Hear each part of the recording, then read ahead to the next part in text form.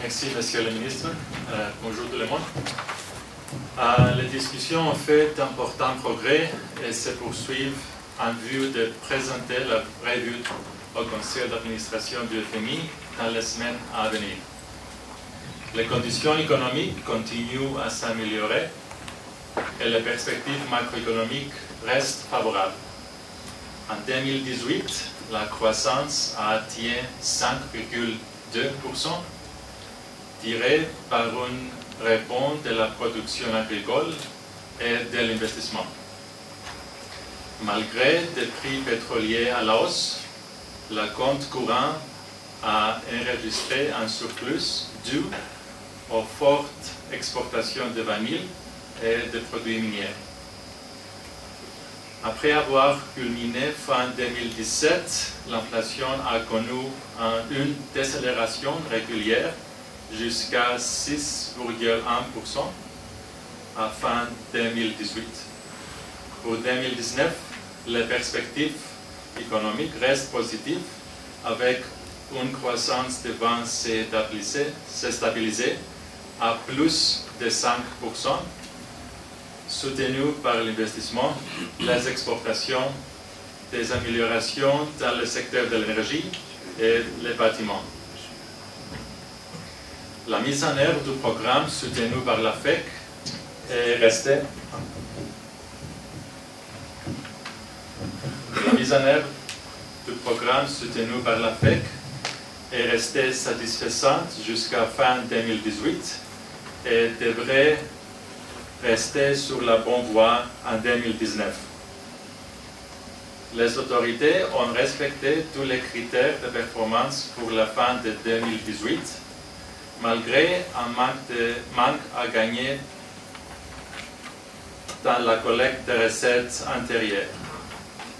Cependant, l'objectif indicatif relatif aux dépenses sociales prioritaires sur financement intérieur a été manqué. La Banque centrale a accumulé avec succès un niveau record de réserves de change. Les autorités ont bien progressé dans l'agenda des réformes structurelles, bien qu'un rythme plus lent que prévu. Cependant, des retards dans l'ajustement des prix des carburants à la pompe dans un contexte de prix pétroliers mondiaux élevés ont entraîné une augmentation des passifs envers les distributeurs susceptibles de baisser négativement sur le budget.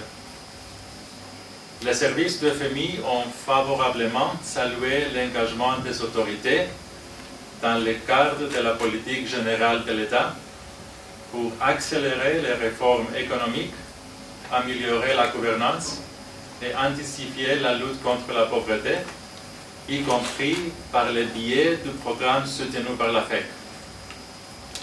Répondre à cette priorité passera nécessairement par l'amélioration de la collecte des recettes antérieures, y compris en révisant les dépenses fiscales et le régime d'exonération, ainsi que contenant les dépenses publiques de moindre priorité, telles que les subventions dans le secteur des carburants et l'électricité.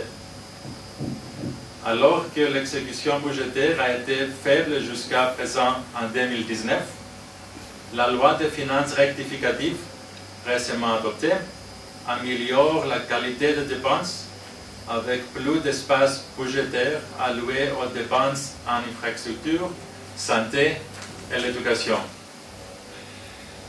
Étant donné la détérioration limitée associée du solde budgétaire global, une stricte priorisation des projets d'investissement et le suivi de la viabilité de la dette seront essentiels pour soutenir la croissance économique. Les services du FMI recommandent la poursuite des discussions en cours entre les autorités et les opérateurs pour la mise en œuvre du plan sur la tarification des carburants. l'établissement d'une nouvelle structure de prix de carburant est une étape essentielle avant de régler les passifs existants avec les distributeurs. Afin d'éviter la récurrence des arriérés envers les distributeurs à l'avenir, les services de FMI ont encouragé les autorités à adopter un mécanisme de tarification qui aligne le prix à la pompe sur les coûts, reflétant les évolutions des prix mondiaux, en parallèle avec des mesures sociales ciblées pour protéger les plus vulnérables de l'impact d'éventuels ajustements futurs. Une amélioration de la situation financière de la JIRAMA pour assurer qu'elle ne pèse pas sur le budget nécessitera des efforts continus pour augmenter les recettes et améliorer la gouvernance, y compris par le biais d'une intensification de la lutte contre la fraude.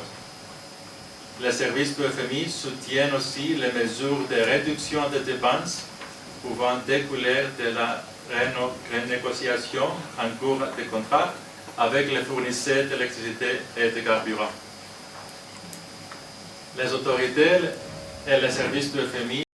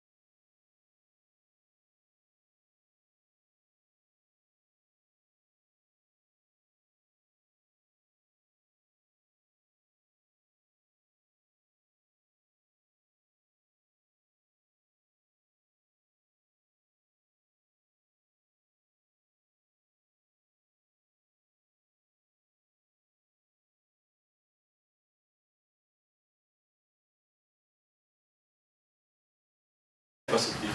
Merci.